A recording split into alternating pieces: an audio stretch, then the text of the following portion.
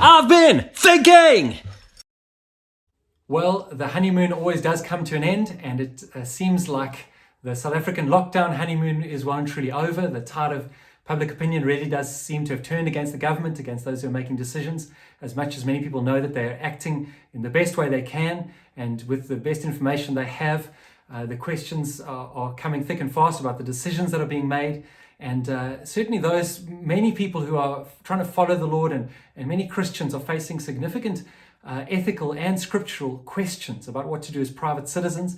There are those whose businesses and entrepreneurial ventures they've built up from the ground are getting to the point of being unsalvageable and are desperately trying to find a way to save the work that they've done over years and what they've built up and save their livelihood.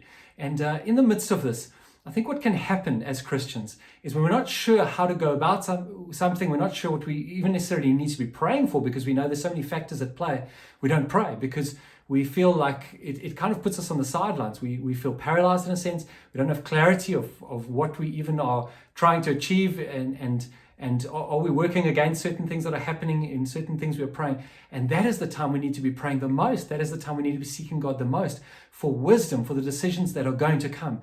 So preempting decision making that is going to come and praying now is a significantly important thing because we need the wisdom of God. We need God to make our path straight.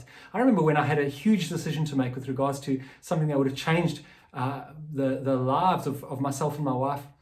We knew it was a really, really big life-changing decision, and if it was the Lord's will, we knew it would be really great. We knew if it wasn't the Lord's will, it would be a disaster. And I remember coming home from work every day and praying and praying and praying, and I prayed one prayer, one thing: God, lead me into your will.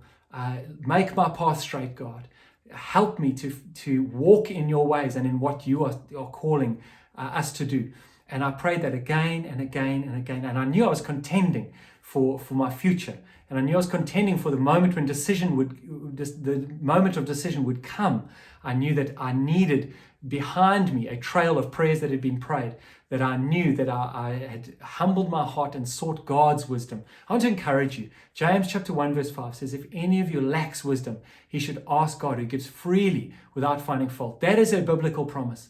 For many people, decision time is coming. We're going to have to make a decision. It's not necessarily going to be clear cut, not necessarily going to find the exact answer beyond submitting to the government and the nuances of what it's going to mean to find a way forward. You're not necessarily going to find that answer clear cut in the Word, and we're going to need the wisdom of God using everything He's given us in the Word. Now is the time to pray for wisdom, to pray for God to make our path straight, to pray for God to protect our decision making, that we will honor Him in everything, that we'll do what's right in everything, but that God will lead us in wisdom. And we have a promise from Him that no matter who, if any of you, says James, anyone lacks wisdom, and we do lack wisdom, we need it desperately, then we must ask God, who gives freely without finding faults. May God give you wisdom during this time.